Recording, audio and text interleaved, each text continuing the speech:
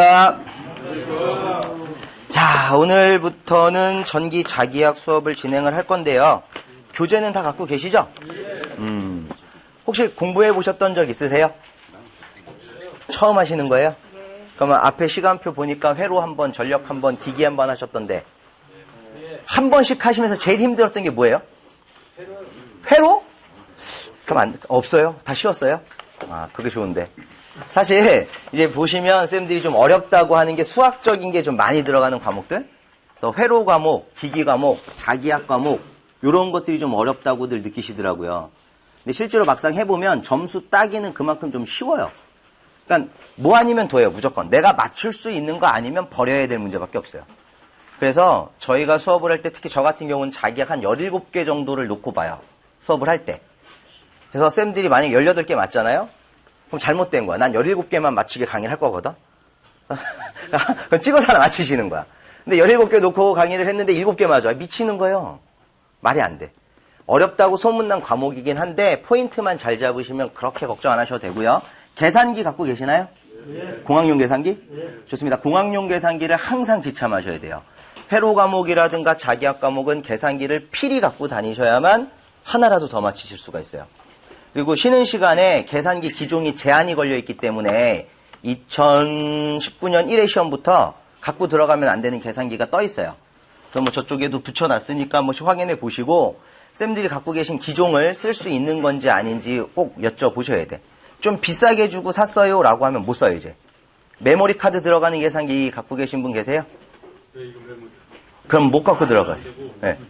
스토어하기는 그것만 딱 디스플레이 된 것만 딱. 메모리 카드 일단 들어가면 전체 다 불가하시기 때문에 일단 그런 거는 못 쓰시는 겁니다.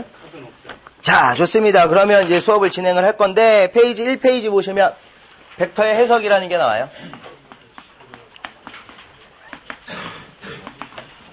자, 사실 전자기학은 챕터로 보면 1장에서 11장으로 나눠져 있어요.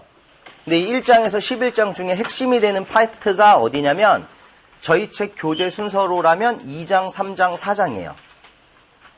2장, 3장, 4장을 놓치셨다라고 하면 되게 힘들어요, 앞으로. 거기가 잘 돼 있으시면은 그나마 조금 수월하실 거고 2, 3, 4를 못했다라고 하면 뒤로 갈수록 힘들어지세요. 그래서 전자기학 절반이 2, 3, 4이기 때문에 여기는 무슨 일이 있어도 해결하신다는 생각을 가지셔야 돼. 이게 해결이 되면 7, 8, 9가 쉬워요. 여기가 해결이 되면. 근데 여기가 해결이 안 되면 7, 8, 9 역시 힘듭니다. 그럼 1장이라는 건 뭐냐면 2, 3, 4나 7, 8, 9를 하기 위한 밑거름이에요. 그래서 1장만 단독적으로 시험 문제가 나온 적은 거의 없어요. 예를 들어서 18년도에 봤던 산업기사 3회, 기사 3회 중에서 1장에서만 문제가 나왔던 건 총 2문제. 그러니까 빈도수는 되게 낮거든요. 근데 얘를 안 하면 뒤에 못하기 때문에 어쩔 수 없이 하는 거예요. 근데 여기가 좀 어렵습니다. 좀 생각할 게 좀 많고. 제가 천천히 설명을 드릴 테니까 페이지 1페이지부터 보실 건데 벡터라고 하는 녀석을 공부하는 이유는요. 우리가 공부하는 자기학이라는 건 물리에서부터 파생이 돼요. 물리학에서. 그래서 물리학을 나타내는 수적 체계가 벡터라는 녀석하고 스칼라라고 하는 녀석으로 구분이 되는데 스칼라라고 하는 건 쌤들이 늘상 쓰시던 크기만 가지고 얘기하는 게 스칼라고 이런 크기에다가 방향이라고 하는 성분까지 표시를 해주게 되면 이제 벡터가 되는 거예요. 근데 그동안에 우리가 얘기할 때 방향이라는 걸 무시를 하거든요. 근데 이제는 방향을 꼭 써야 되는 경우가 생긴다는 거예요. 그래서 벡터와 스칼라를 모두 다 알고 계셔야 되는 거고 예를 들어서 이런 거 좌표라고 하죠. 뭐 가로 안에 1,2라고 쓰면 맞습니까? 학창시절에 이런 거 보신 적 있지 않으세요? 그래서 가로축을 X축, 세로축을 Y축이라고 얘기하면 1,2는 X축으로는 1만큼, Y축으로는 2만큼, 그래서 1하고 2가 만나는 점을 찍어내면 된다. 이게 1,2 표시하는 거 아니겠습니까? 맞아요? 그럼 1,2를 표시했을 때 여기가 높이 원점에서부터 1,2까지를 빗변으로 삼는 어떤 직각 삼각형을 만들 수 있겠네요? 맞아요? 그럼 쌤 이거 아실 수 있을 것 같아. 높이에 해당하는 길이가 얼마가 되겠습니까? 그죠? 2죠, 2. 밑변에 해당하는 길이는 얼마가 될까요? 1이 되죠. 그럼 빗변 구하실 수 있을까? 이거 빗변은 그거잖아요. 피타고라스 정리라고 해서 가장 긴 변의 가장 긴 변의 길이의 제곱, 즉 예를 들어서 A의 제곱은 나머지 두 변의 제곱의 합하고 어떻다? 같다. 그럼 얘를 주고 여기다 뭐만 씌워주면? 그렇죠. 그럼 게임 끝났네. 루트 뭐 1의 제곱 더하기 2의 제곱 하니까 루트 얼마라고 쓰시면 5라고 써주시면 요 빗변의 크기를 구한 거 맞습니까? 요런 걸 앞으로 할 거예요. 그래서 삼각함수가 꼭 필수가 돼요.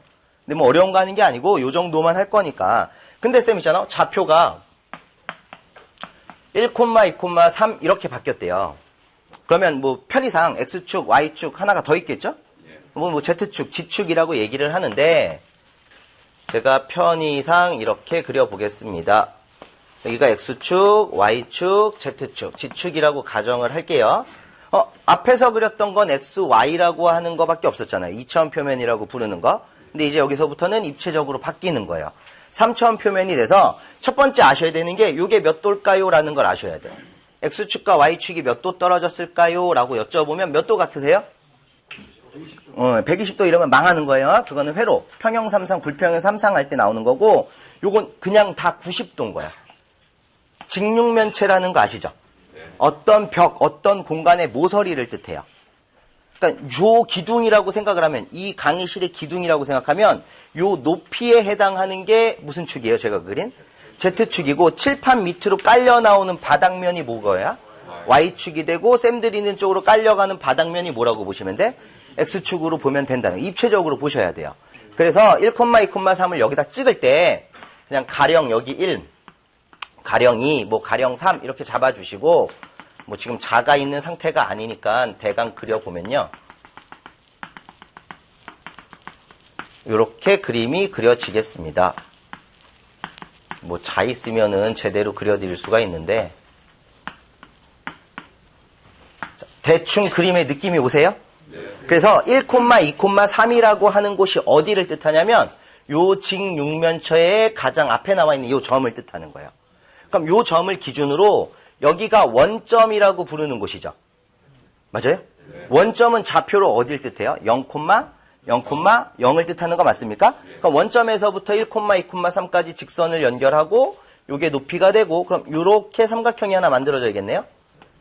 근데 이 삼각형이 이제 입체적으로 보여야 된다는 거야. 잘라놓은 거야. 잘라놓은 거. 그럼 여기 각도가 90도가 돼야 되죠. 여기까지 이해되세요?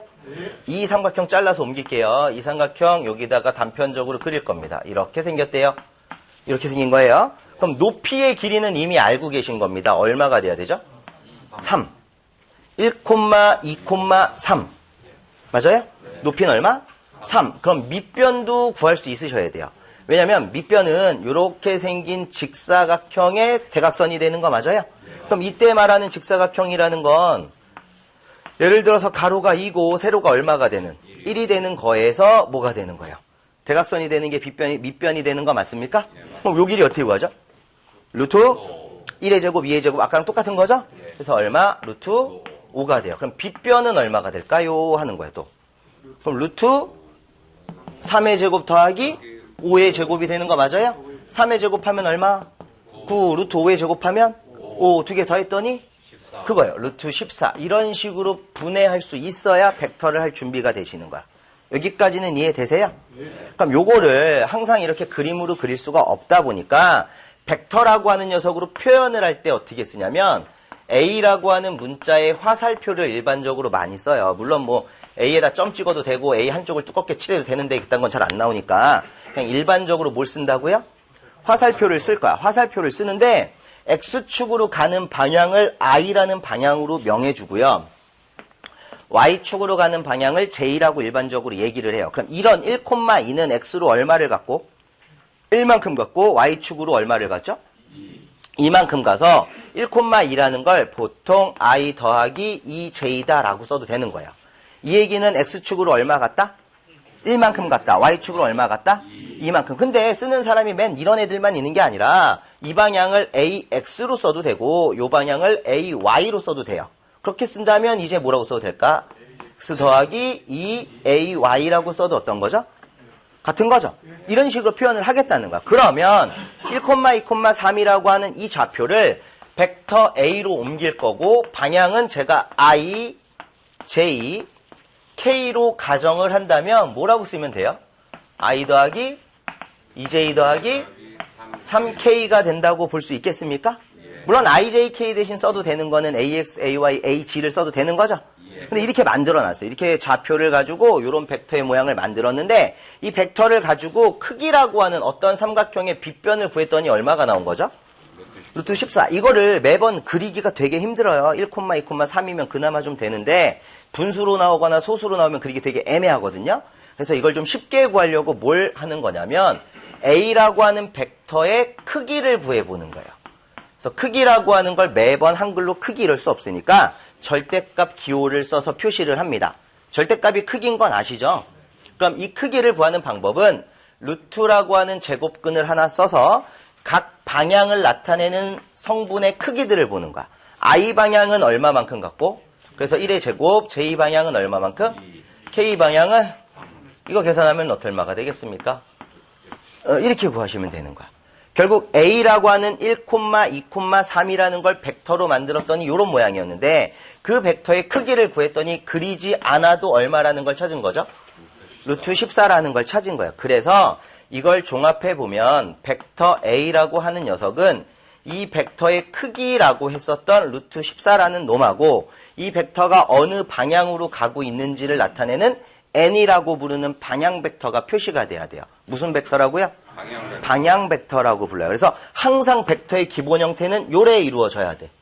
그래서 벡터는 앞에도 써드렸지만 크기와 누가 같이 있어야 된다 그랬죠? 방향이 같이 있어야만 하는 거야. 크기는 절대값 a고 n이라는 걸 뭐라고 부른다고요? 방향 벡터라고 부릅니다. 그러면 쌤 있잖아. 방향 벡터라고 하는 n은 곱하기니까 이항시킬 수 있죠. 넘어간다고 부르지 않습니까? 넘어가면 뭐가 돼요? 그럼 a 벡터의 크기분에 a 벡터라고 표현해도 되겠네요? 요거 맞아요? 근데 지금 우리가 a 벡터의 크기를 구했는데 얼마였습니까? 좋습니다. a 벡터의 크기가 루트 14였고요. a 벡터를 i 더하기 2j 더하기 2라고 썼던 거죠. 그럼 요거 분해시키면 루트 14분의 1i 루트 14분의 2j 루트 14분의 3k라는 형태로 쓸 수 있을까요? 그럼 이것도 ijk라고 하는 방향이 붙었으니까 얘도 뭐예요, 이름이?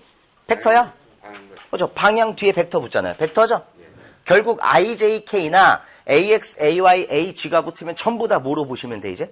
벡터라고 보는 거야. 그러면 또 하나, 방향 벡터라는 것도 어쨌든지 간에 벡터니까 그놈아도 크기를 구할 수 있겠네요? 그죠? 아까 벡터의 크기 뭐 이용한다 그랬죠? 루트라고 하는 제곱근. 그럼 루트 하나 쓰시는 거야. 루트 하나 쓰고 i 앞에 있는 얼마의 제곱을 해준다?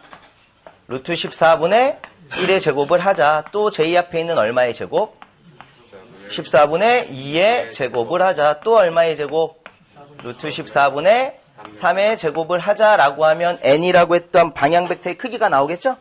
요거 제곱하면 얼마죠? 루트 14분의 1의 제곱? 14분의 1이죠? 요거 제곱하면요? 14분의 4. 요거 제곱하면요? 14분의 9 더하면 얼마가 돼요? 그쵸. 14분의 14니까 위아래 같으면 1이죠. 루트 1은 그냥 얼마랑 같습니까? 1. 그래서 이게 뭐냐면 방향 벡터라고 불러주던 그놈아들은 크기를 구하면 때려 죽여도 얼마가 나와야 돼요? 1을 벗어날 수가 없어요. 그래서 방향 벡터를 구하셨는데 혹시라도 쌤들이 크기를 구했더니 1이 아니야. 그러면 잘못 구하신 거야. 방향 벡터는 무조건 크기가 얼마라고요? 1이에요. 그래서 방향 벡터를 n이라고 불렀던 요 방향 벡터를 다른 말로는 단위 벡터라고도 불러줍니다. 단위라는 말은요, 크기의 기준이 1이 된다라는 말이에요. 그래서 뭐 예를 들어서 단위 원 이러면 반지름의 길이가 1이 되는 원을 말해요. 단위 벡터 이러면 크기가 얼마가 되는 벡터? 1이 되는 거야. 단위 전하 이러면 전하의 크기가 몇 쿨롱이 되는? 1쿨롱이 되는 걸 말하는 거야. 그래서 단위라는 말이 붙었다는 건 크기가 다 얼마? 1. 여기가 벡터의 기본이에요. 요까지 별로 안 어렵죠? 듣기 쉽다니까 자기야. 그래서 그 얘기를 쭉쭉 쓰고 있는 데가 2페이지까지 나와 있는 얘기고요. 3페이지 상단까지 제가 단위 벡터까지 보여드린 거예요. 근데 뭐 책에 보시면 코사인 알파, 코사인 베타, 코사인 감마라는 거 있는데 이런 건 필요 없으시고 지금 제가 정리한 것까지만 기억해 주시면 됩니다. 예제 1번 있는데요. 2i 더하기 3j 더하기 k라고 3페이지 하단에 붙어 있죠? 3페이지 하단에. 맞습니까? 그럼 우리가 한 거랑 똑같잖아. 여기에 크기하고 방향 벡터 구하래요. 크기 구하려면 루트 얼마의 제곱? 2의 제곱 더하기 3의 제곱 더하기 1의 제곱 하면 똑같은 거 나오겠네 뭐. 맞습니까? 넘어가겠습니다. 자, 넘어가시면 벡터의 가감법이라고 해서 합하고 뭐가 나와 있어요? 자, 이 벡터라고 하는 것도 어쨌든 수기 때문에 덧셈과 뺄셈이 가능하다라는 얘기예요. 그래서 실제로 좀 쉽게 보면 A 벡터가 AX의 I 더하기 AY의 J 더하기 AZK라고 하고요. B 벡터를 BX의 I 더하기 BY의 J 더하기 BZK라고 가정하겠습니다. IJK가 방향을 나타내는 기호라고 했었죠. 그 앞에 아까는 뭐 1이나 2나 3 이렇게 숫자 들어갔던 거잖아요. 지금 미지수로 그냥 어떤 문자로 준 거예요. 무슨 의미인지 아시죠? 그럼 이제 둘 다 벡터니까 A 벡터와 B 벡터를 더해 볼 수 있다라는 겁니다. 단 중요한 건 뭐냐면 벡터의 합이나 차를 할 때는 같은 방향끼리만 하시면 돼요. 그럼 같은 방향 i를 나타내는 개수가 ax 더하기 누구만? 그리고 뭐 붙여주시면 i 붙이면 첫 번째 게 되는 거야. 더하기 두 번째는 ay 더하기 by의 j 더하기 ag 더하기 bz이라고 하고 k만 붙이면 이 벡터의 합이 이루어지는 거죠? 이거 되게 쉬워요. 근데 이거 빼기 하래, 빼기. 빼기 하라면 그냥 같은 방향끼리 뭐 해주시면 돼? 빼요, 빼고 빼면 돼요. 최근에 시험 문제 나왔던 것 중에 요게 나왔어요. 빨간색 빼기가 나왔는데 이 답답한 사람들이 뭘 했냐면 보기가 객관식이잖아요. 그죠? 빼기 구하라고 했다고 여기다 빼기를 보기에다 써줬거든요. 이렇게. 그래서 이거 찍으시더라고. 이러면 돼요? 망한 짓이야. 이거 뒤에 가로를 빼서 부호가 마이너스면 지가 알아서 마이너스 되는 거잖아. 뭔 얘기인지 알죠? 모르면 안 돼. 큰일 나 이거. 같은 성분끼리만 더하거나 빼는 게 벡터의 뭐라고요? 합차가 되는 겁니다. 그래서 요건 별로 어려운 게 아닌데 동그라미 1번에 보시면 평행사변형 합성법이라는 게 있습니까? 간단하게 설명을 좀 드릴게요. 예를 들어서요. 이게 돈 뭉치예요. 돈. 금덩어리라고 합시다. 금덩어리. 금덩어리를 오른쪽 방향으로 제가 F1이라고 하는 힘으로 끌고 갈 거예요. 그럼 이 금덩어리는 제 쪽으로 오겠죠? 내가 이쪽으로 끌었으니까. 그지? 근데 제 동생이 왼쪽 방향으로 F2라는 힘으로 끌겠대요. 만약에 F1과 F2의 힘이 평형 상태, 둘이 같다라면 금덩어리는 움직이면 돼요? 안 돼요? 안 돼요. 평형이란 얘기가 나오면 두 힘을 합성했을 때 결과가 얼마다? 0이다. 이거 하나 얻어낼 수 있는 거야. 그런데 이번에는 제 동생이 F2라는 힘으로 위쪽 방향으로 얘를 끌고 가는 거야. 이러면 금덩어리는 움직이겠죠? 움직이는데 어떻게 움직이느냐면 평행한 사변형, 밑변과 동일하고 높이와 동일한 변을 만들었을 때 기점에서 종점을 연결하는 요 방향으로 금덩어리가 이동하게 되는 거야. 이걸 뭐라고 하냐면 평행사변형의 합성 원리라고 해요. 그래서 책에 보시면 벡터 두 개가 서로 다른 방향을 나타내고 있습니다. 보통 요 대각선을 뭐로 줬죠? 책에? B로 줬나? 그럼 얘가 A인가요? 그렇죠. 이 두 개만 할게요. 두 벡터가 이루고 있는 각을 세타라는 어떤 각으로 가정을 할 거예요. 이때 요 A도 벡터고 B도 벡터라고 하면 A 벡터와 B 벡터를 더해야 되잖아요. 근데 방향이 서로 어때요? 달라요. 그래서 그냥 더할 수 있는 건 아니고 A 벡터와 평행한 벡터를 하나 만들어 주시는 거야. 또 B 벡터와 평행한 벡터를 하나 만들어서 시작과 끝을 연결한 요 화살표가 A 벡터 더하기 뭐라는 얘기가 되겠습니까? B 벡터가 된다라는 걸 찾아야 되는데 이걸 공식으로 외우고 계신 쌤 혹시 계실까?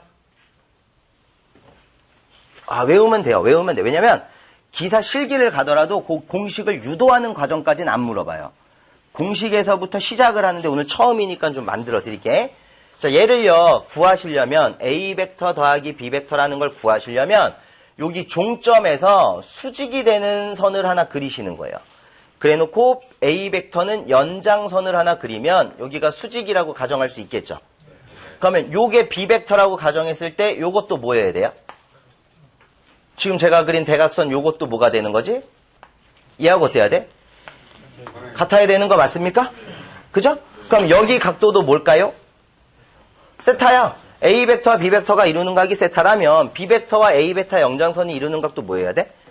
그때요, 쌤 혹시 요거 길이 구하실 수 있을까? 이제 산수 테스트 하는 거예요. 어떻게 구할까, 이거? 쌤 있잖아. 아까 피타고라스라는 얘기 잠깐 했는데, 이거 세타고 A고 B고 C예요. A하고 B를 알아. 그럼 C 어떻게 구하시면 돼? C는 루트 A제곱 마이너스 B의 제곱 이거죠. 세 변의 길이 중에 두 변의 길이를 알면 무조건 한 변은 구할 수 있는 거죠. 근데 세 변의 길이 중에 두 변을 몰라. 빗변만 알고 끼인각을 아는 상태예요.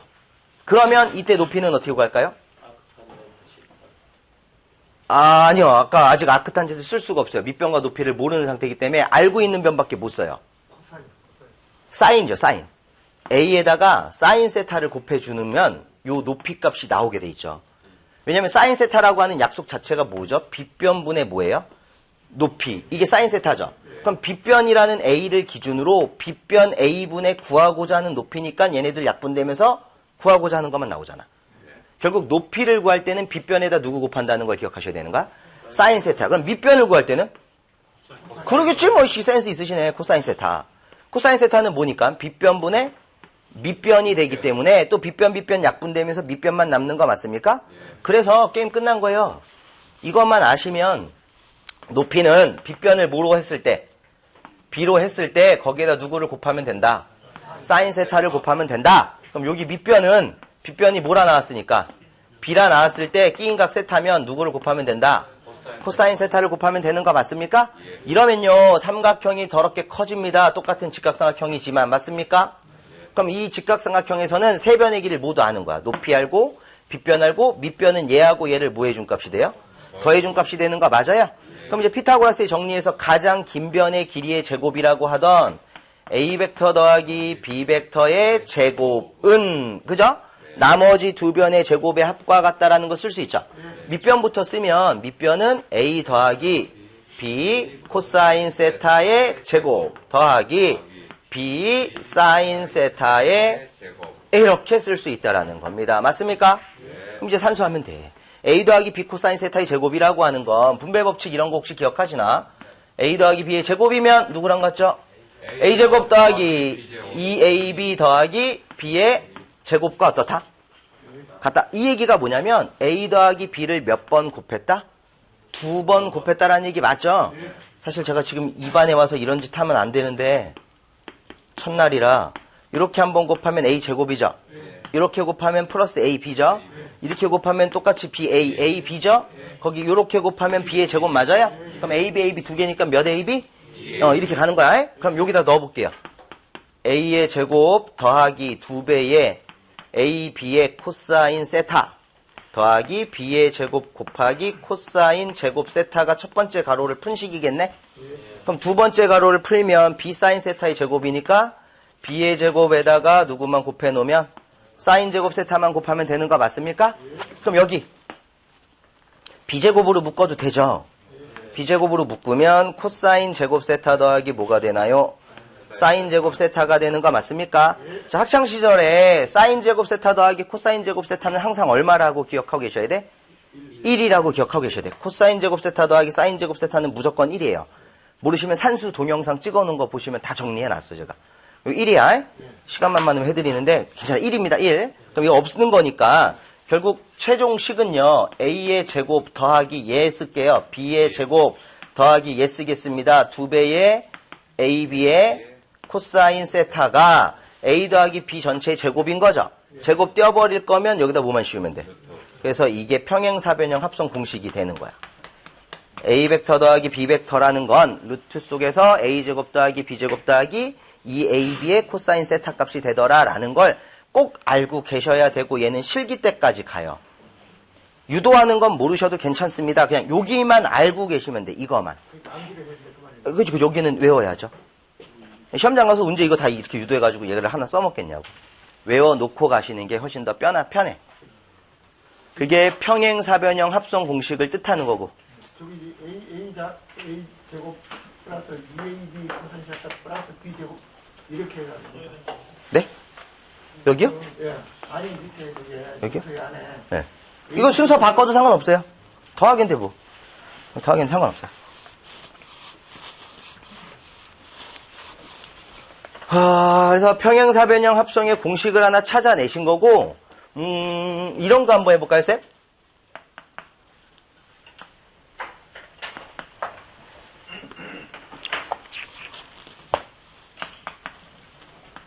여기가 3, 여기가 4래요. 그럼 얘네 둘을 합성한 무언가가 있겠죠? 요거 얼마일까요? 합성하면 얘가 되는 거 아닙니까? 이거 얼마일까? 이거 특수비 알고 계신 분들은 3대 4대 5, 뭐 6대 8대 10, 1대 1대 루트 2, 1대 2대 루트 3 이렇게 외우고 계시잖아요. 5가 나오는 거 맞아. 왜냐면 밑변이 4고 높이가 얼마가 되는 3이 되는 삼각형이라서 여기 각도가 몇 도인지 혹시 아세요? 여기 각도가 몇 도인지 혹시 알아? 53도가 되거든요.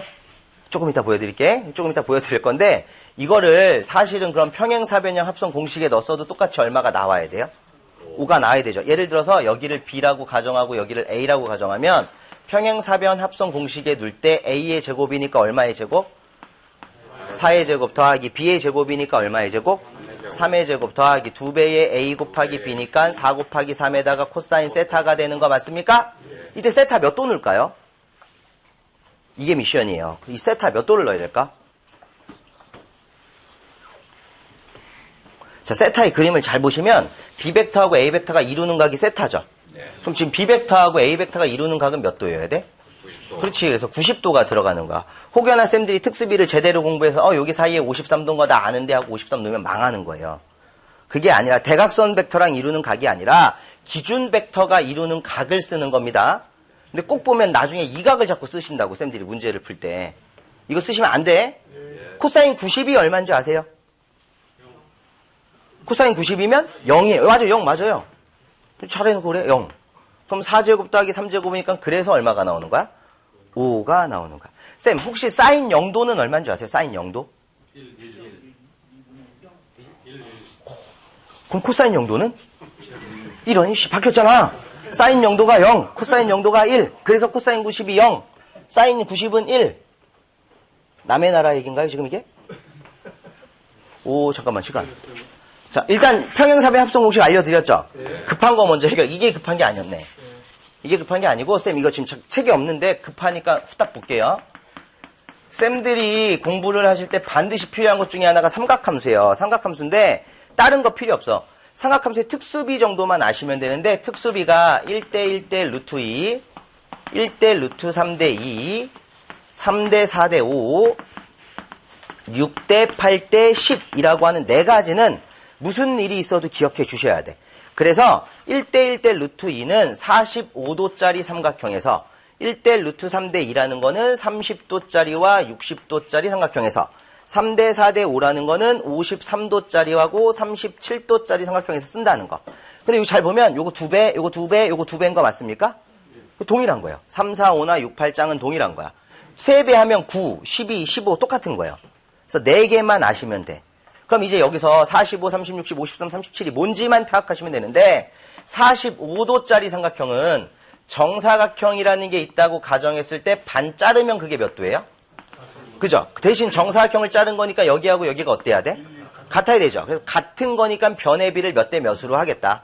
1대 1로 하겠다. 그럼 빗변은 루트, 밑변의 제곱 더하기 높이의 제곱이니까 당연히 얼마가 된다? 루트 2. 이렇게 특수비를 쓰면 되는 거 맞죠? 이게 45도짜리 삼각형의 특징이야. 그러면 30하고 60짜리는 뭐냐면 예를 들어서 내가 30도짜리를 하나 그릴 거야 라고 했다면 이게 30인 거예요. 세 개의 변 중에서 가장 짧은 변이 어디예요? 높이죠. 제일 작은 숫자가 누구야? 1. 그죠? 제일 긴 변이 이제 어디예요? 빗변. 빗변이죠. 그럼 거기 얼마여야 돼? 2. 루트 3은 1.732잖아. 2가 더 크잖아. 그럼 남은 거 자동 얼마? 루트 3. 그래야 루트 3의 제곱 더하기 1의 제곱하면 2 나오잖아. 그럼 요거를 뒤집어서 모양만 60도로 만들어 주시면 얘가 1, 여기가 2, 여기가 얼마? 이렇게 되는 거야. 그래서 아까 얘기했던 사인 45다라고 하면 사인은 필기체 S 그리면 되니까 사인 45도가 얼마예요? 라고 물으면 그냥 뭐라고 읽으시면 돼? 루트 2분의 1 순서대로 읽어내시면 돼. 코사인 45도가 얼마예요? 라고 물어도 얼마라고 읽어주시면 돼? 루트 2분의 1. 탄젠트 45도는요? 1 이렇게 가는 거야. 1. 코사인 30도면 2분의 루트 3 사인 30도면 2분의 1 사인 60도면 2분의 루트 3 코사인 60도면 이제 어떻게 보는 건지 아시겠죠? 그래서 요 두 개를 하려면 얘네들만 아시면 되는 거고 3대 4대 5라고 하는 녀석은 좀 달라요.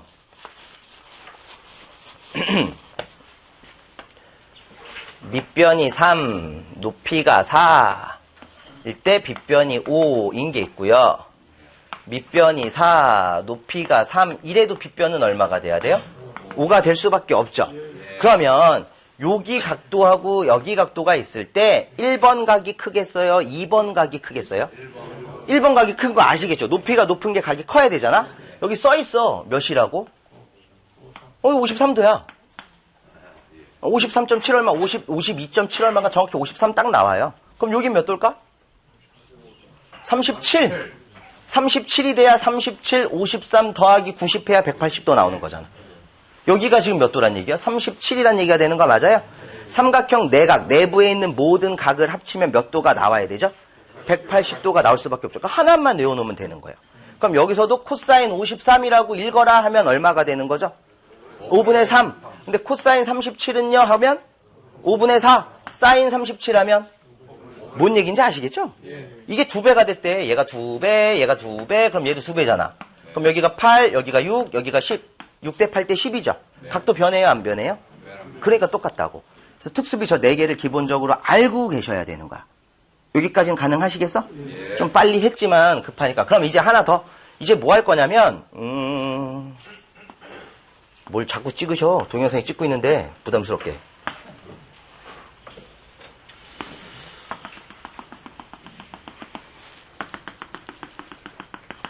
기준각도 0도라고 잡게요.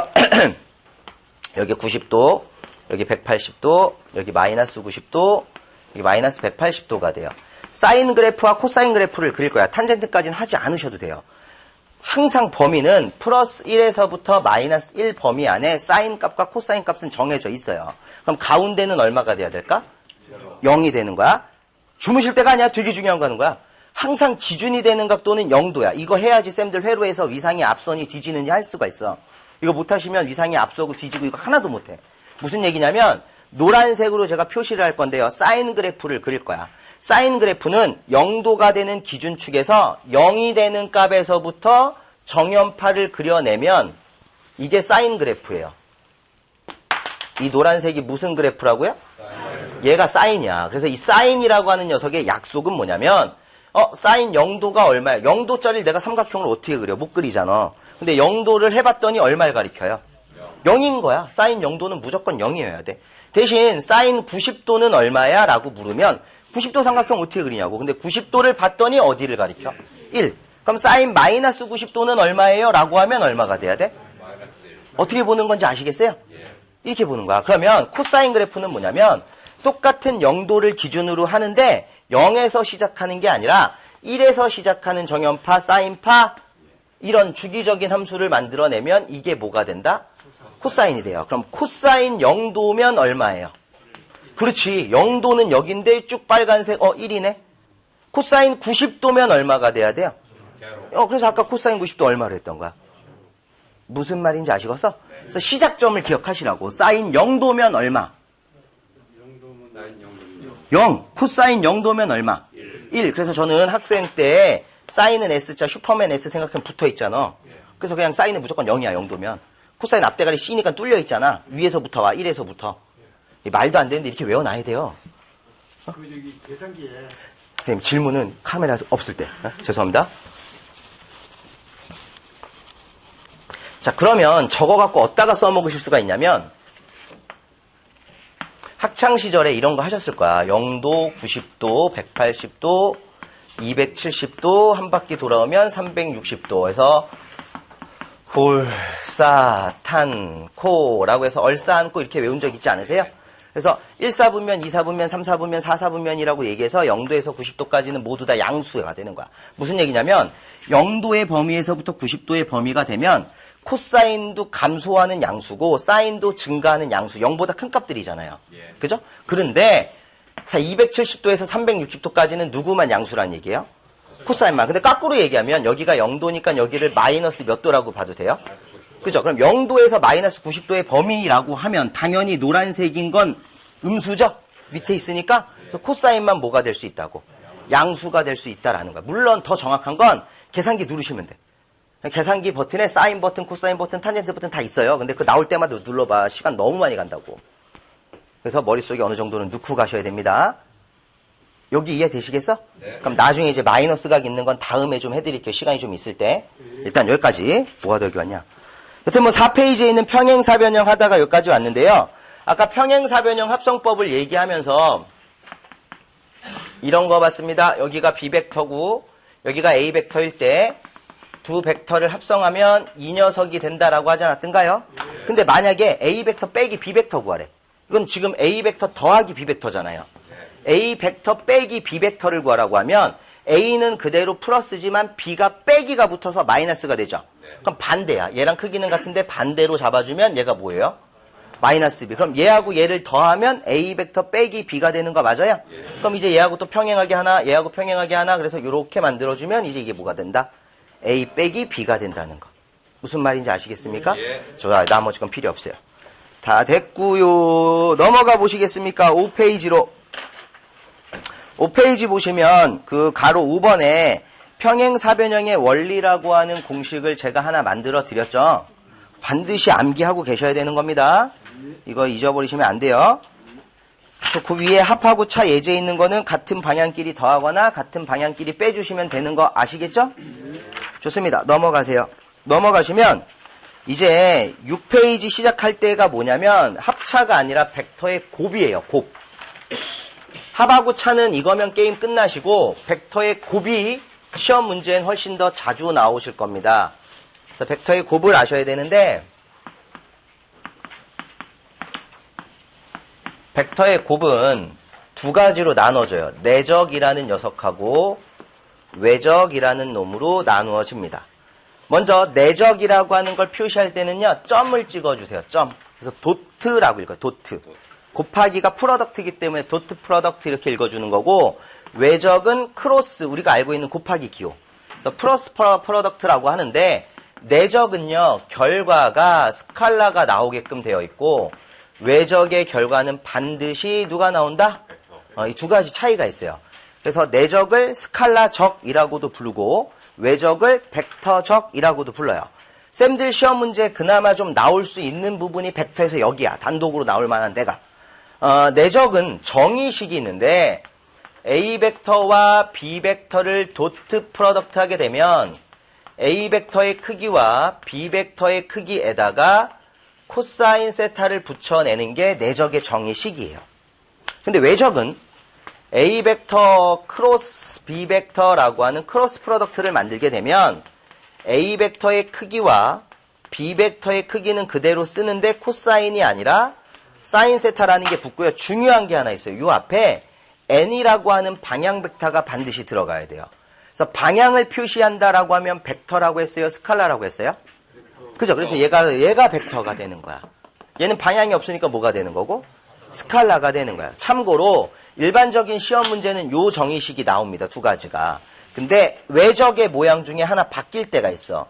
n이라고 하는 방향 벡터에 A벡터 크로스 B벡터 전체의 크기에다가 사인 세타를 붙여내는 흰색의 모양이 될 때가 있는데 요거는 특이한 경우만 써요. 언제 쓰냐면 수직한 단위 벡터를 구할 때만 쓰는 거예요. 단위 벡터를 구하라는 문제가 나왔는데 반드시 뭐 하고 있는? 수직하고 있는 단위 벡터를 구할 때만 쓰는 게 아래쪽 거예요. 일반적인 정의식은 둘 다 위에 거로 끝낼 수 있습니다. 뭔 얘기인지 아시겠어? 해서 내적에 대해서 잠깐만 살펴보면 이 내적이라고 하는 녀석은 실제로 A벡터와 B벡터 두 개를 곱하는 거예요. 두 개를 곱하는데 아까 저희가 A벡터가 AX의 I 더하기 AY의 J 더하기 AZ의 K라고 했었습니까? B벡터면 BX의 I 더하기 BY의 J 더하기 BZ의 K라고 써야 하죠. 그래서 교환 법칙 이딴 거 필요 없이 하나씩 분배하는 거야. 이렇게 곱하면 AX의 BX가 되고 I 성분과 I 성분을 곱해야 되는 이런 일이 생기는 거죠. 그죠? 근데 이게 뭔 얘기인지 이렇게 기억하시면 편하다고. 아까 X축의 방향을 누구의 방향이라고 했었죠? I의 방향, Y축의 방향은 J의 방향, Z축의 방향은 K. 이 방향은 기억나시죠? 근데 지금 보니까 AXI와 BXI를 곱하려고 하면 AX와 BX는 곱해지지만 코사인이라는 게 하나 들어가야 되고 I 방향과 I 방향이 이루는 각도가 하나 들어가줘야 되죠. 근데 I 방향과 I 방향이 이룬다고 하면 각도 차이가 있어요? 없어요? 그럼 몇 도가 돼야 되죠? 0도라고 하나 쓰는 거야, 첫 번째 게.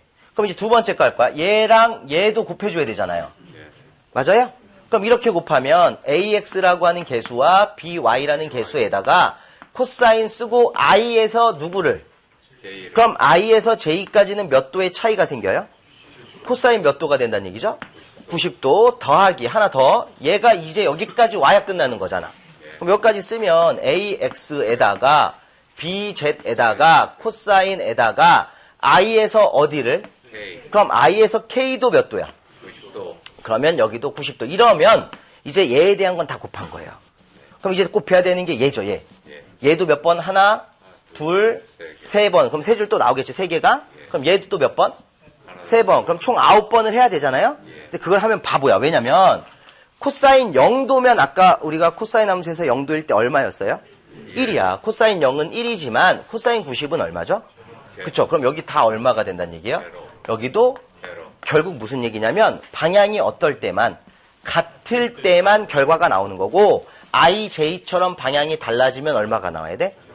0이 나오는 거. 그럼 얘는 결국 3번을 해야 되는 거 맞지만 하나밖에 안 나오는 거죠.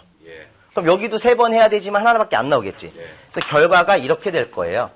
AX의 BX 같은 방향끼리 한 거, 또 AY의 BY 같은 방향끼리만 한 거, AZ의 BZ까지만 나오는 거예요.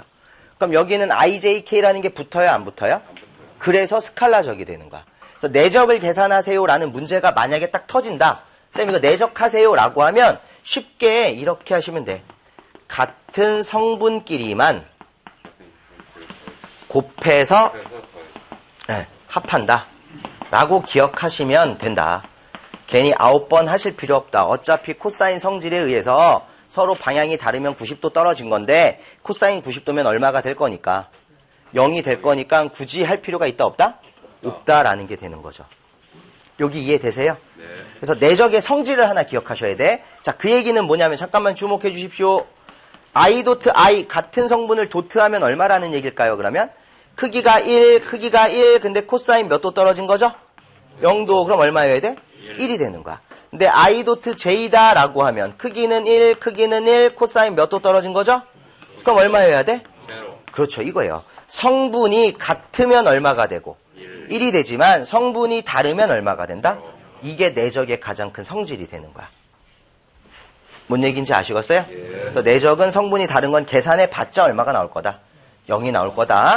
그래서 쌤들 교재에 보시면 내적의 성질, 내적의 계산, 연산 법칙이라는 것들이 다 나와 있는데 조합해 보면 지금 제가 설명드렸던 얘기하고 동일합니다. 맞아요? 자, 그러면 예제 문제 하나를 풀어드릴게요. 예제 3번 문제는 한번 풀어보죠.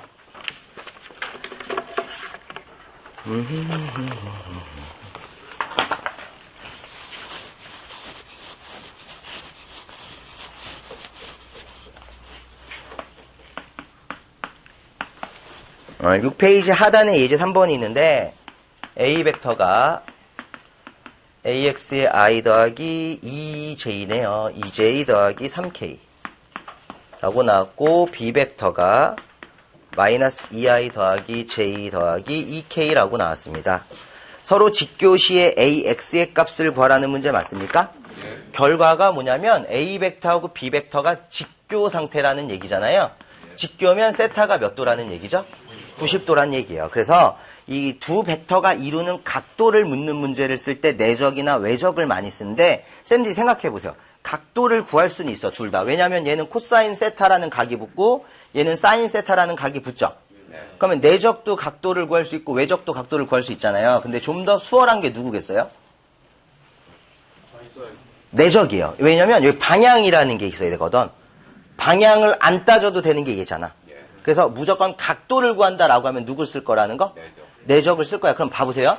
이렇게 두 개를 주고 얘네가 90도가 된다는 건 일단 각도가 90도 떨어졌다는 얘기잖아. 그럼 A 벡터하고 B 벡터의 도트라고 하는 내적의 정의식을 보면 A 벡터의 크기, B 벡터의 크기에 누구 붙이는 거였죠? 코사인 세타죠. 그럼 각도는 코사인 세타 아닙니까? 그럼 코사인 세타는 A 벡터의 크기에다가 B 벡터의 크기 분의 A 벡터 도트 B 벡터라는 식이 만들어지겠네요?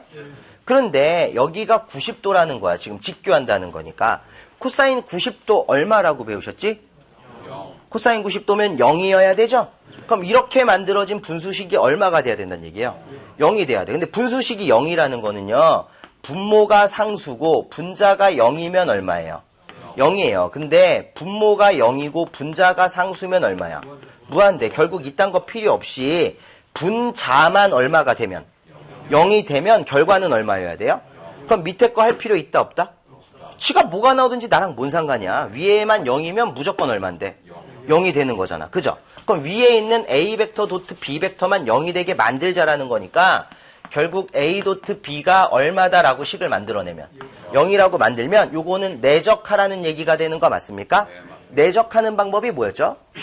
같은 성분끼리만 곱해서 뭐한다?